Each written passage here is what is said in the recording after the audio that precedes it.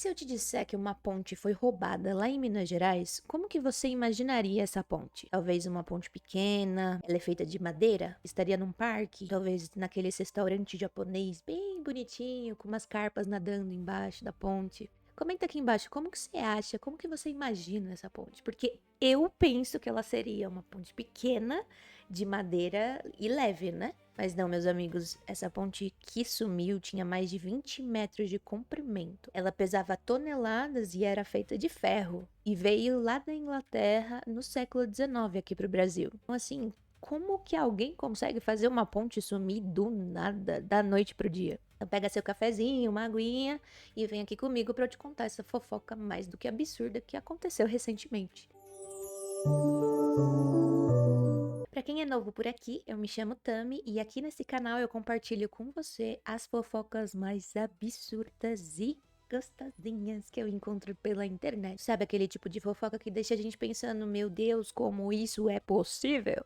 Pois é. Então se você ama a fofoca, já se inscreve aqui, deixa seu like, deixa seu comentário, compartilha com os amigos fofoqueiros de plantão, que isso me ajuda muito a espalhar mais fofoquinhas lindas pra todo mundo, né? Que queira assistir fofoca. Então, bora lá pro mistério de hoje que, gente, é um absurdo.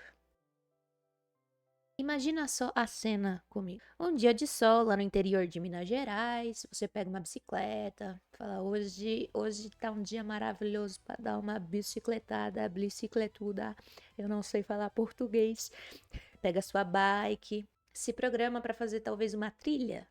Não seria eu, com certeza, mas imagina que você é assim.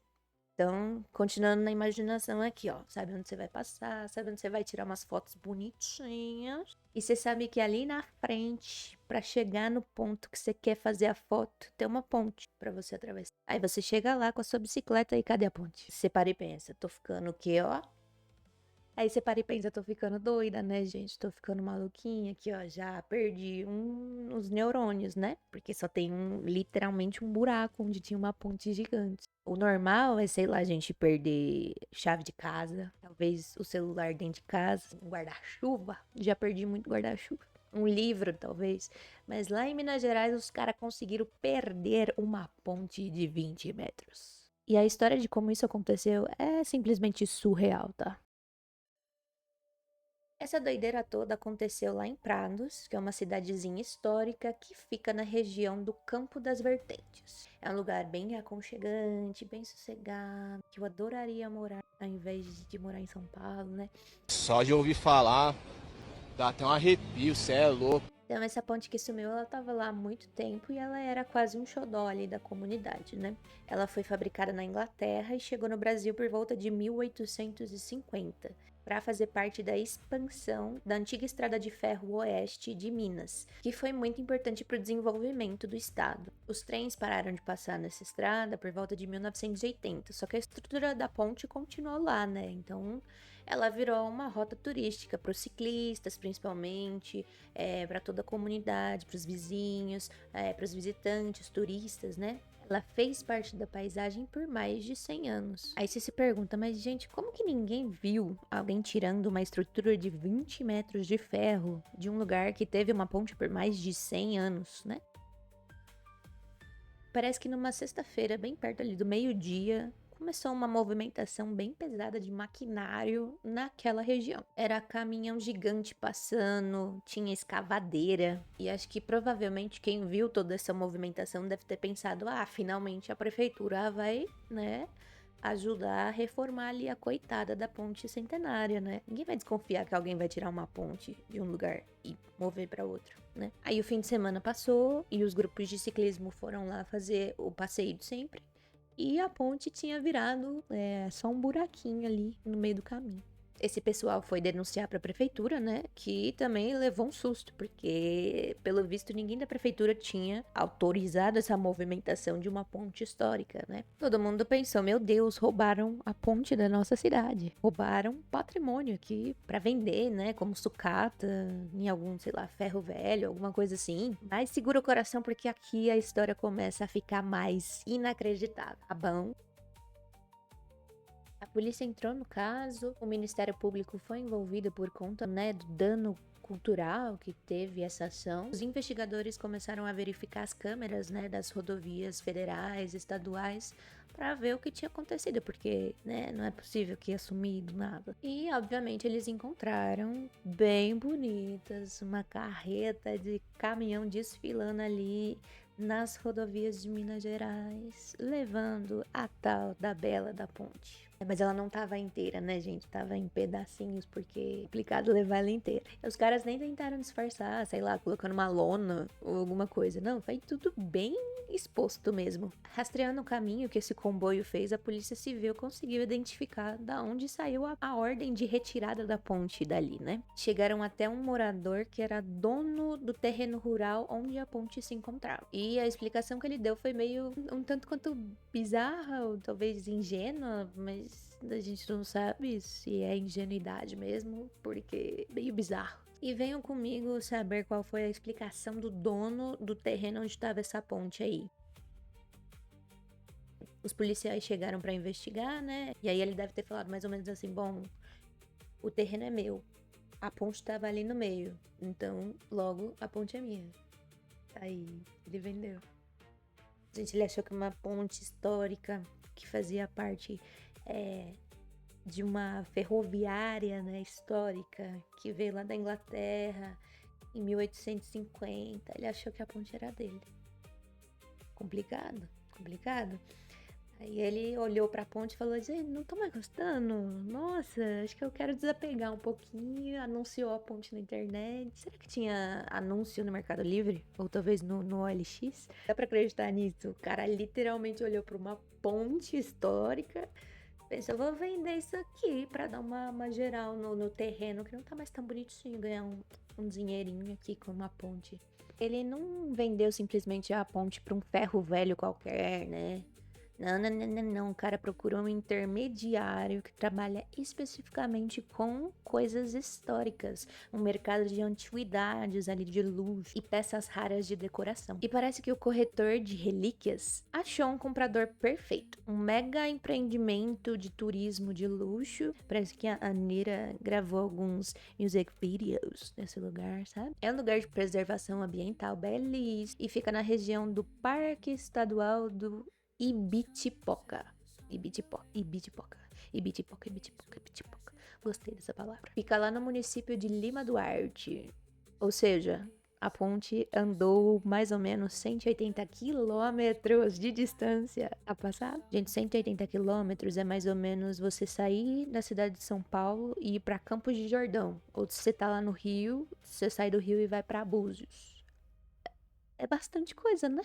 Rapaz, e agora sente-se para não cair, porque eu vou falar quanto custou toda essa brincadeira aí de levar uma ponte por 180 quilômetros, tá? A ponte foi vendida por 700 mil reais, tá bom? A negociação foi tão chique, tão bem feita ali, né? Com profissionais e tal, que teve até emissão de nota fiscal. Tá? E era legítima essa nota fiscal. Então, vamos lá, teve uma nota de 700 mil reais pela estrutura da ponte de ferro. Outra nota fiscal de quase 30 mil reais separada só para pagar a empresa de transporte dos pedaços da ponte. E conseguiram até uma autorização da Polícia Rodoviária Federal para circular com aquela carga entre as estradas de Minas Gerais, tá bom? Porque é uma carga muito pesada e precisa de autorização para estar ali nas rodovias, né? Então o negócio foi feito com documento, teve imposto pago, teve autorização do governo, sim. E eu acho que é o primeiro caso na história onde uma ponte roubada tem até nota fiscal impressa. Quando essa fofoca gigantesca explodiu, virou manchete, né, obviamente, o pessoal desse empreendimento de luxo levou um susto. Até porque para eles foi uma compra, uma transação legítima, né? Eles soltaram uma nota oficial explicando que compraram tudo de absoluta boa fé do comerciante de antiguidades, né, que o dono do terreno contratou, com toda a papelada que parecia muito certa e que também foram pegos de surpresa com a notícia de que a ponte tinha um dono que no caso era a prefeitura ou a União. A polícia foi lá verificar no dia 10 de junho e confirmou que a ponte, tadinha, tava lá toda cortada, toda fatiada, toda fodida. Tava ali descansando no mato, né? Só que aí a situação ficou mais séria, né, gente? Porque A Prefeitura de Prados explicou que a ponte já estava registrada junto ao Serviço Patrimônio da União, principalmente porque ela pertenceu à antiga Ferroviária Federal, ali de Minas, né? Então, parece que o município estava nesse processo burocrático aí de transferir a guarda da ponte oficialmente para a cidade de Prado. Como ela é um bem do governo federal, a Polícia Federal e o Ministério Público foram envolvidos para investigar toda essa situação. O delegado explicou que a linha inicial de investigação é de furto qualificado por concurso de pessoas, que é um crime que ocorre quando 2 ou mais pessoas se unem com o objetivo de cometer um furto. Os envolvidos podem responder também por crime contra o patrimônio cultural e receptação. Agora eles estão ouvindo todo mundo, né, para entender se de fato alguém agiu na maldade ou se foi. Ou se realmente todo mundo achou que tava certo nessa história, sabe? E emitiu papelada e tudo mais, que parecia de fato verídica. Todo mundo lá da região de Prados agora deve estar se perguntando como que a ponte vai voltar para casa, né? Porque pensa comigo, para cortar com maçarico, colocar em cima de um caminhão, imagina, foi um trabalhão ali, né? Agora imagina você reunir tudo, essas toneladas de ferro e voltar 180 quilômetros pro lugar original onde ela tava, encaixar tudo direitinho, como se fosse um quebra-cabeça ali, um legozinho. Tem que soldar o trabalho. E ainda tem que garantir que ela tá firme ali, né? Que ela tenha segurança, que os ciclistas possam passar ali novamente sem perigo. Isso vai exigir uma engenharia absurda e quem é que vai pagar? E quem é que vai trazer essa ponte de volta? Quem que vai pagar e quem que vai fazer esse serviço, né? E essa foi a história absurda, né, gente? Então, vamos esperar os próximos capítulos dessa história dessa ponte aí lá de Minas Gerais. Tomara que ela volte a ser um caminho ali para os ciclistas e para a população ali de Prados, né? Então, se você ficou chocado também com essa fofoca absurda, essa ponte de 700 mil reais que viajou pelas estradas rodovias de Minas Gerais. Deixe o seu joinha aqui embaixo, se inscreve no meu canal para não perder mais fofocas que eu vou trazer aqui para você, tá bom? E me conta aqui embaixo nos comentários o que você faria se uma ponte que você passa todo dia simplesmente sumisse do nada. Não sei o que eu ia fazer, gente. Eu ia achar que eu tava muito noiada. Tá bom? Então é isso. Um beijo bem carinhoso e gostosinho no seu coração. E até mais. Tchau, tchau. Essa história maluca com. Lá, lá. Então imagina as. Lá, lá, lá, eu não consigo falar.